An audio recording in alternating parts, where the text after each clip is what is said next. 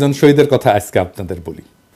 কিছুতেই কান্না থামছে না সোহানের স্ত্রী শম্পা বেগমের। তিনি বারবার বলছেন সোহানকে ছাড়া এখন একা কিভাবে বাঁচবেন। তাদের বিয়ে হয়েছিল 2017 সালের 19 নভেম্বর। এরপর মধ্যে 3 বছর দুজনে একসঙ্গে ঢাকায় সংসার পেতেছিলেন। বাকি সময় স্ত্রীকে গ্রামে পরিবারের সঙ্গে রেখে ঢাকায় চাকরি করেছেন সোহান। শম্পা বেগম বলেন, আমাদের মধ্যবিত্ত পরিবার, অর্থ সংকটের কারণে ও একা ঢাকায় থাকতো। অর্থের কারণে দুজনে একসঙ্গে থাকতেও পারিনি। গত 1 বছর বাড়িতে একটা নতুন ঘর দিচ্ছিল। সে আমাকে বলেছিল, শম্পা, আমি আর তুমি এই ঘরে থাকব। ঢাকার CMH-এ স্বামীর সঙ্গে শেষ কথা হয়েছিল শম্পার। তখন সোহান শম্পাকে বলেছিল, তুমি কেঁদো না, আমার কিছুই হবে না। তবে সোহান আর ফেরেননি।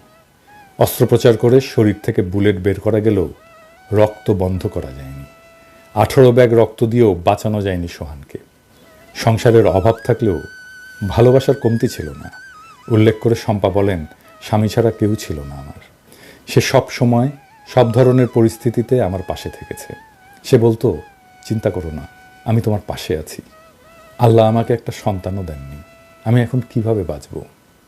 সোহান শাহ গুলিবিদ্ধ হয়েছিলেন 19 জুলাই শুক্রবার বিকেল 4:30 দিকে রামপুরা CNG পাম্প এলাকায়।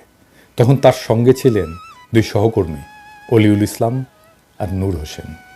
সেদিন আন্দোলনে যাওয়ার বিষয়ে অলিউল ইসলাম বলেন, চোখের সামনে অনেক ছাত্র ভাইদের মরতে দেখেছিলাম, আমরা ঘরে বসে থাকতে পারিনি। এই ছবিটা দেখেন, অপারেশন থিয়েটারে যাবার আগে তার মায়ের সাথে ছবি।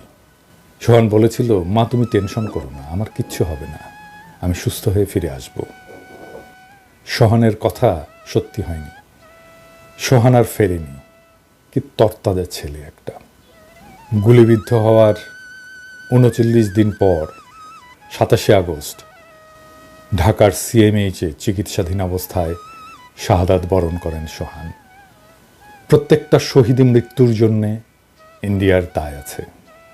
কারণ ইন্ডিয়া তার দাসী হাসিনাকে জনগণের অধিকার হরণ করে বাংলাদেশের ক্ষমতায় রেখেছিল।